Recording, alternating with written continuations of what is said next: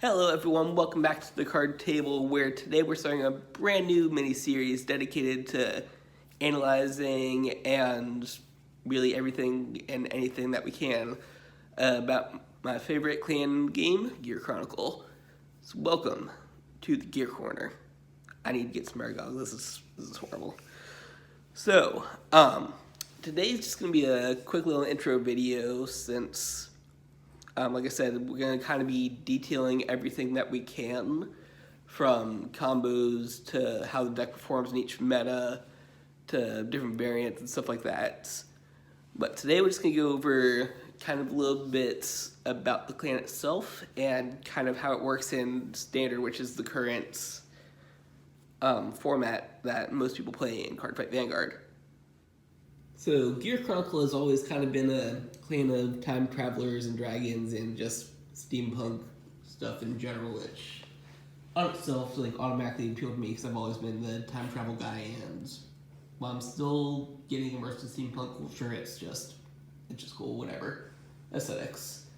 But they're led by this cool boy, Chronojet Dragon, who immediately when I saw his design in Japan, before anything was announced, I instantly knew. One of my favorite cards, if not my favorite card.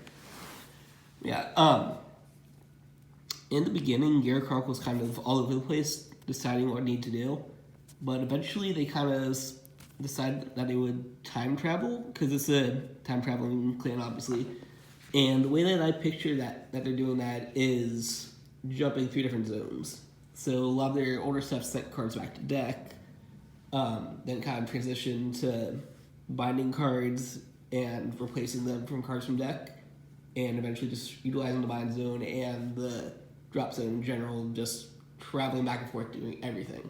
So that's, like I said, kind of the time travel mechanic to it. In addition, they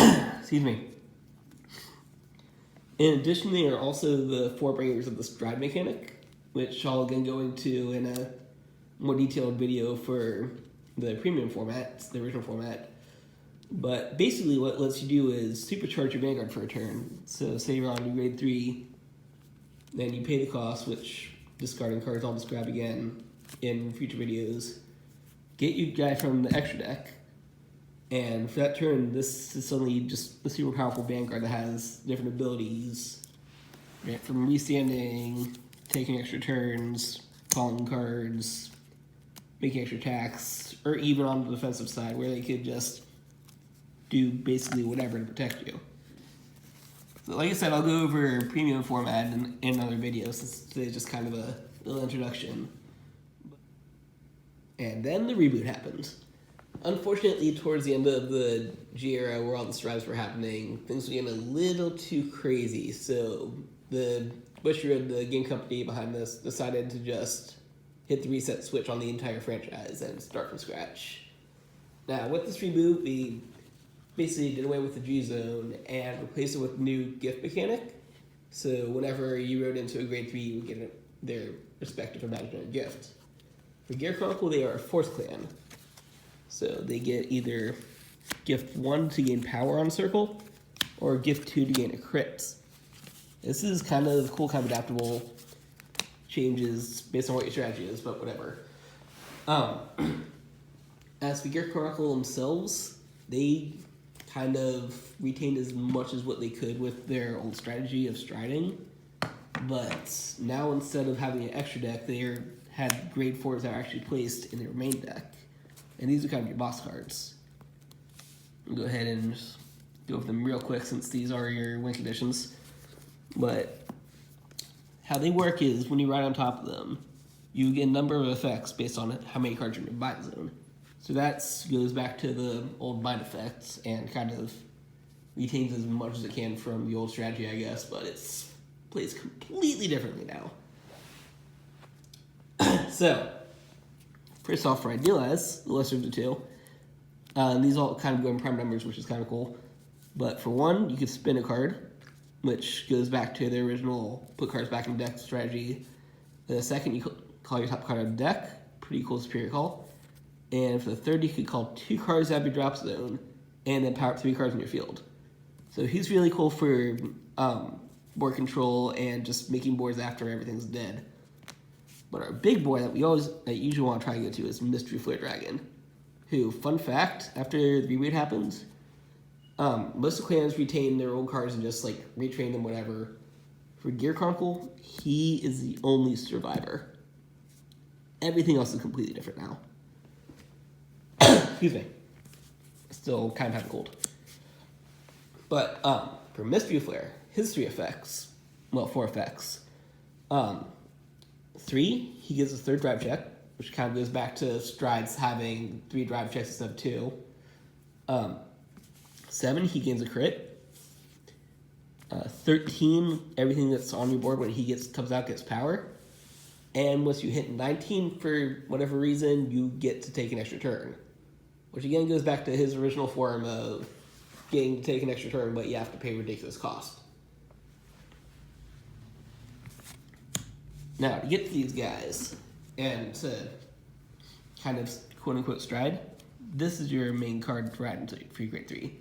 And his effect is literally pay the cost for stride. Those of you that missed that era, you ditch your cards equaling grade 3 or higher, and then you get to basically stride a card from your drop set, from your D zone. But like I said, in this deck, instead of striding from there, you're just superior riding from your deck. Then at the end of the turn, boom, that dies, and you rewrite him since you're going back to your heart or however you want to do it. The cool thing for that, though, is because this is the gift meta, reboot, whatever you want to call it, whenever you ride a grade 3, like I said before, you get a gift. So you ride him once, shaboom, stride, after you do stride, shaboom, or boom, whatever. Keep in mind, once again, you can only get the same gift. So if you go gift 1 at first, you can't go back to gift 2, but that's whatever. We'll talk about the different gifts in a different video, and spoilers, you actually can't run gift 2 in this deck, even though it's kind of stupid, and you should go with gift 1. Yeah, that's kind of the basics of the deck, is you want to use him to go into these guys as much as possible. And in order to increase your bind count, you're going to be using cards like these that do various effects to just bind themselves and let you draw or give you guard trick or whatever. Like I said, early Gear Chronicle kind of needs to figure out what it's supposed to be doing. And Standard right now is currently the same way, unfortunately. So that's a real quick intro to how Gear Chronicle kind of works in Standard, and I can't even see. I gotta make more steampunk stuff in the future because that looks weird. But yeah, so that's a real quick view of how the deck currently works in Standard. I say currently because there isn't much to work with right now. I will be posting a deck profile update soon, but check out in the comments below my most recent version of it. Things honestly haven't changed too much since they've only had 1 wave of support so far in the game, for Standard anyways. Yeah, thumbs up if you guys appreciate this new video. Let me know in the comments below. And I'll catch you guys next time. We'll be taking a look at 2 brand new cards that Gear Chronicle's getting. One that's a promo, and one that came from a slightly different clan. Until next time, we'll catch you guys in the future. I don't have a sign up for this yet. End of card table episode. Go. Bye-bye. I'm just going to keep this in here for the edits afterwards. So I set up my mat for the gaming shots. Coney is now a gear doggo. Give me goggles. Oh, that's so cute. About to just make her a mascot. Love this dog so much. Gear doggo.